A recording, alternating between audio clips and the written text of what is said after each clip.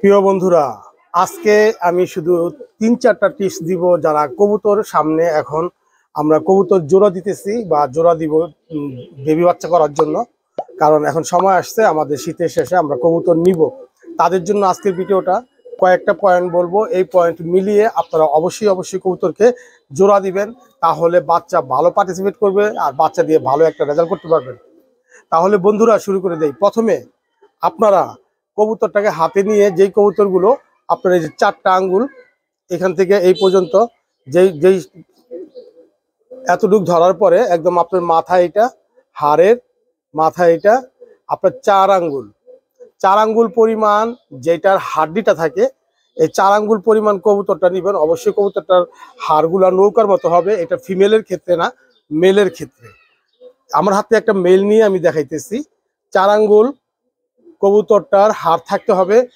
আর একটা টিপস, আর দ্বিতীয় টিপসটা হয়েছে আপনারা অবশ্যই কবুতরের যে এই যে হাড্ডির সাথে যে জোড়টা, মেল কবুতরের সবসময় মনে রাখবেন, মেল কবুতরের জোড়টা যেন, যেটা পায়রা কবুতর বলা হয়, একদম জোড়টা যেন বন্ধ থাকে, একদম জোড়টা যেন বন্ধ থাকে। পায়রা কবুতরের জোর একেবারে বন্ধ থাকবে। আর হাড়টা আপনার এই 4 আঙ্গুল পরিমাণ বড় হতে হবে। আর যেটা দেখবেন যে সোজা স্ট্রেট হাড় বা 5 আঙ্গুল হয়ে যায়, 4.5 আঙ্গুল হয়ে যায়, ওই কবুতরটা দিয়ে জোর দেওয়াটা দরকার নাই। তো আর ফিমেলের ক্ষেত্রে এটা তো জোরটা একেবারে বন্ধ মেলের ক্ষেত্রে, পায়রা কবুতরের ক্ষেত্রে। আর পায়রির ক্ষেত্রে আপনার কিঞ্চিত খোলাও হতে পারে বা হালকা একটু খোলা হতে পারে। হ্যাঁ, এই কবুতর এর হাড়ের জোরটার দিকে বিশেষভাবে লক্ষ্য করবেন। কারণ সামনে যেহেতু আমরা বেবি নিতেছি, কবুতর দিয়ে ভালো কবুতর দিয়েই আমাদের বেবি নেওয়া উচিত। কারণ এগুলো পার্টিসিপেট করে ভালো একটা পারফরমেন্স না করলে এত কষ্ট করে কোনো লাভ নাই হাই ফ্লেয়ারের ক্ষেত্রে। আর এই যে এখানে দেখেন, আমি দেখাই, অনেকে বলেন চোখ আমাকে জুম করে দেখানোর জন্য, আমি এটা লাল চোখের কবুতর নিছি আপনাদেরকে দেখানোর জন্য। এটা হচ্ছে লাল চোখ। এরকম লাল চোখের কবুতর নির্বাচন করবেন না, কারণ এগুলো এখনো বাচ্চা, এগুলো পাঠা বাচ্চা, এই জন্য লাল।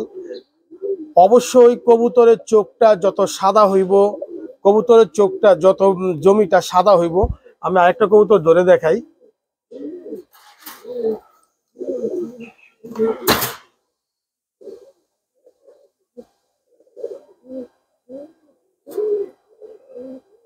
দেখতেছেন যে কবুতরের চোখ যত সাদা হবে।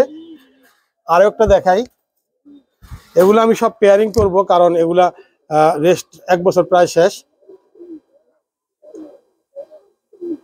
জমিটা একবারে সাদা, আমি যতগুলা ধরবো সবগুলো এক সেম সিস্টেম। তো এরকম সাদা চোখ দেখে চোখ নির্বাচন করবেন, মেল ফিমেল সব চোখ একবারে সাদা দেখে চোখ নির্বাচন করবেন। এটা রেখে দেই।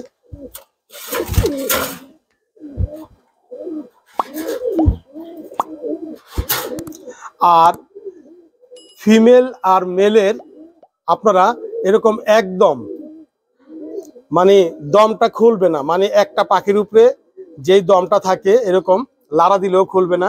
আমার হাত দেখেন বহুত দূরে নিয়ে রাখছি, অনেক দূরে নিয়ে রাখছি হাত, এটা চাপদা ধরি নাই। একদমের দেখতে পারতেছেন, মানে একটা পাখির মধ্যে যেই দমটা থাকে, সবগুলো পাখির মধ্যে আইসা একটা দম থাকবে। এই দমের আপনারা এই কবুতর নিবেন, এরকম একদমের কবুতরটা নিবেন মেল এবং ফিমেলের ক্ষেত্রে। কারণ আপনারা যেহেতু জোড়া দিতেছেন, তাহলে বেবিগুলো একদমের পাখের মধ্যেই তৈরি হবে, আকাশে উড়ে পাকটা ছেড়ে দিবে না, লেজের নেমে যাবে না। তো এই জন্য বলতেছি একদমের কবুতর নিবেন। হাড়ের জোর আর দম আর চোখের রেটিনা তো দেখাইছিলাম একবার ধরে, এরকম সাদা চোখের হতে হবে, একদম সাদা চোখ, একেবারে সাফেদ চোখ। যতটা সাদা চোখ হয় কবুতর ততটা ভালো মানের হয়ে থাকে। এটা আমাদের কথা না, বড় বুজুর্গদের কথা। তো যতটা সাদা চোখ হয় অতটা সাদা চোখ হলেই বেটার। আর তো যাই হোক, এই গেল। আরো কয়েকটা আপনার আইটেম আছে, ওগুলো বলে লাভ নাই। এই 4টা 5টা আইটেম যদি আপনারা একটু মানেন, তাহলে অবশ্যই অবশ্যই ভালো পারফরমেন্স দিবে। আর পাকের ক্ষেত্রে সবসময় আমি পছন্দ করি এই ধরনের পাক, যেমন 8 নাম্বার আর 10 নাম্বার পাকটা একটু ছোট হয়, আর 9 নম্বর পাকটা বড়। এই কবুতরটা রেয়ার হয় না সহজে। আমার কবুতর যতগুলো আমি তৈরি করি, আমি এই পাকটা সমান না রেখে, মানে এই পাকটা বড় দিয়ে আমি চেষ্টা করি বাচ্চাগুলো নেওয়ার জন্য, কারণ পার্টিসিপেন্টের জন্য এই পাকটার ভূমিকা অনেক বেশি। আর 10 নাম্বার পাকটা যদি বেশি বড় হয়, যদি ছোট হয়, কবুতর বেশি একটা ওড়ে না, অল্প সময়ের মধ্যেই নেমে যায়। তো যাই হোক, ওইগুলো এখন বলি না। আপনার এই 4-5টা জিনিস খেয়াল রেখে কবুতর জোড়া দেন, ভালো বেবি আসবে আশা করি। ধন্যবাদ সবাইকে, শুভেচ্ছা রইল নতুন বছরের।